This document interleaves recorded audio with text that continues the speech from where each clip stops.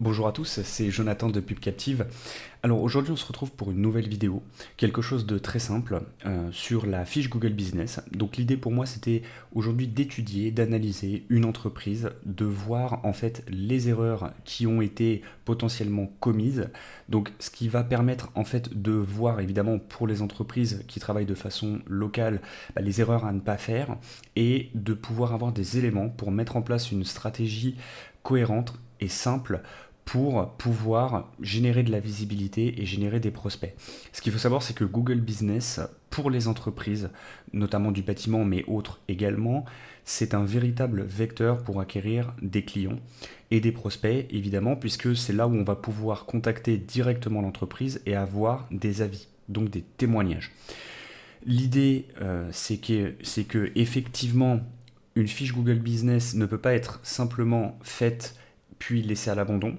Comme on peut voir un petit peu ici, on a plusieurs entreprises qui vont être également dans le domaine du BTP, qui ont créé des pages Google Business, mais qui ne s'en occupent pas. Donc ça, c'est entre guillemets pas véritablement possible pour la crédibilité et la visibilité de l'entreprise. Et moi, j'ai fait le choix ici donc de prendre des entreprises en Allemagne pour éviter entre guillemets voilà tout problème avec une entreprise qui serait sur le marché français. Le but n'étant pas comment dire, de réduire une entreprise, mais de montrer des problèmes, des problématiques pour justement pouvoir trouver des solutions lorsqu'on les rencontre, tout simplement. Donc ici, j'ai choisi en fait une entreprise qui est donc dans le bâtiment également et qui est spécialisée dans la restauration après des dégâts des eaux. Donc elle a 37 avis, une note de 3,9 sur 5, ce qui n'est pas spécifiquement mauvais, mais qui, comparé par exemple à d'autres concurrents, peut être assez bas. Donc l'idée, c'est de voir en fait déjà les erreurs qui peuvent être commises ici.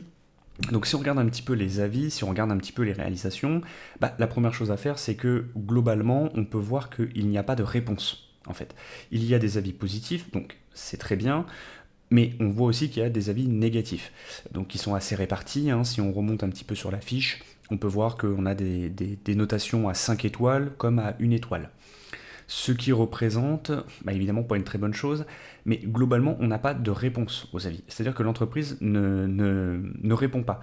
Donc là par exemple, alors on peut voir des commentaires, à savoir est-ce que ces commentaires sont vrais ou faux. Évidemment on ne peut pas le déterminer spécifiquement.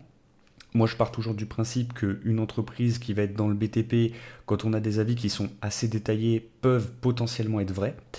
Donc l'idée, c'est évidemment pour l'entreprise, si vous avez une fiche Google Business, c'est de lire vos commentaires, qu'ils soient positifs ou négatifs, parce que ça va être déjà pour vous un vrai axe d'amélioration.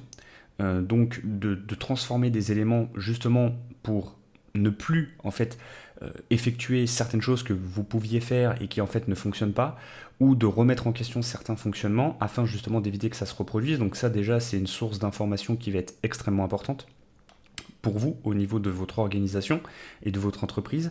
Mais la seconde, évidemment, c'est de répondre. Pourquoi? Parce que ne pas répondre, ça ne va pas forcément améliorer l'image de l'entreprise. Ça peut faire office dans l'esprit de certaines personnes comme étant quelque chose comme étant une vérité. C'est-à-dire que moi, admettons que demain j'ai un besoin dans ce domaine-là, j'ai besoin d'une entreprise qui soit spécialisée après un dégât des eaux. Je vois ce type de commentaire, je vois qu'il n'y a aucune réponse, je me dis, l'entreprise, en fait, elle se fiche de sa réputation, elle se fiche de son image, je vais peut-être plutôt aller voir ce que proposent les concurrents. Donc ça déjà, c'est la première chose, répondre.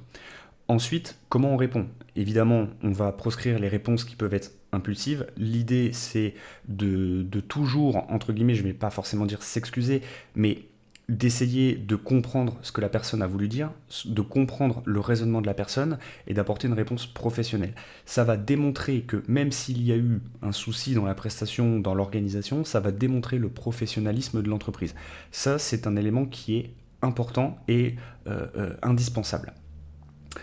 Ensuite, effectivement, lorsqu'on a des mauvais avis comme ça, certains mauvais avis, il faut obligatoirement remettre en question certaines fonctions, certaines choses qu'on peut faire au quotidien pour justement les corriger. Parce que du coup, les avis vont continuer, les mauvais avis peuvent continuer de s'accumuler si la problématique initiale n'est pas réglée.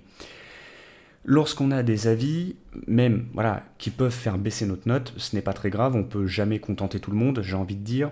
Alors évidemment, il faut éviter le plus possible, mais ça arrive. L'idée, quand on est en dessous de 4, c'est d'essayer d'aller contacter des anciens clients, donc qui ont été satisfaits de nos services, pour justement essayer de faire remonter notre notation. Donc ils mettent des avis qui sont vrais, qui sont sincères sur leur ressenti, dans le but d'améliorer cette note. Donc il y a aussi un travail à faire de ce côté-là, obligatoirement. C'est pas une simple, comment dire, j'ai envie de dire passade. C'est une véritable, normalement pour une entreprise qui travaille de façon locale, une obligation, j'ai envie de dire, on peut pas forcer les gens à mettre un avis évidemment, mais au moins proposer de mettre un avis sur la page Google Business, car au-delà de faire augmenter votre notation, ça va aussi asseoir votre autorité sur votre marché local. Pourquoi ? Parce que si vous avez aujourd'hui une note de 5 sur 5 et que vous avez une dizaine d'avis, c'est très bien. Par contre, c'est bien d'avoir une note de 5 sur 5 quand on en a 50, parce que votre fiche aura plus d'autorité, donc elle ressortira plus haut dans les résultats de recherche au niveau des fiches Google Business, ce qui va asseoir votre autorité et votre position de leader dans votre zone de chalandise. Donc ça, c'est vraiment quelque chose qui est indispensable. Ensuite, Google Business vous donne la possibilité de faire des posts. Donc ça reste quelque chose d'extrêmement important, justement pour rester connecté avec votre audience, augmenter la visibilité de la page.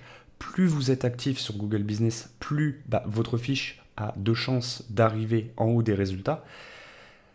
Et également des photos, que ce soit de réalisation, des photos de l'entreprise, des photos de vos équipes. L'idée, c'est de faire vivre cette page. Plus vous êtes actif, plus ça va être bénéfique pour votre visibilité. Et donc ça, c'est aussi un élément qui va être indispensable. Il faut impérativement remplir toutes les informations. Donc là, si on va sur la présentation de l'entreprise, évidemment, il faut mettre des photos, des vidéos si on en possède.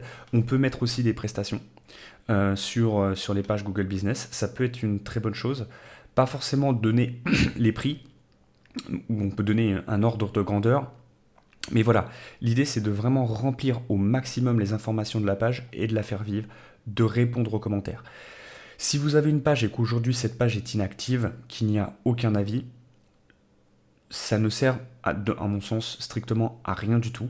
L'idée c'est de vraiment s'en occuper parce que ça c'est un élément indispensable pour asseoir votre autorité. Voilà, si aujourd'hui votre page Google Business possède des difficultés, que ce soit en termes de commentaires on va dire désobligeants, manque d'activité, n'hésitez pas à prendre rendez-vous dans le lien qui est dans ma description.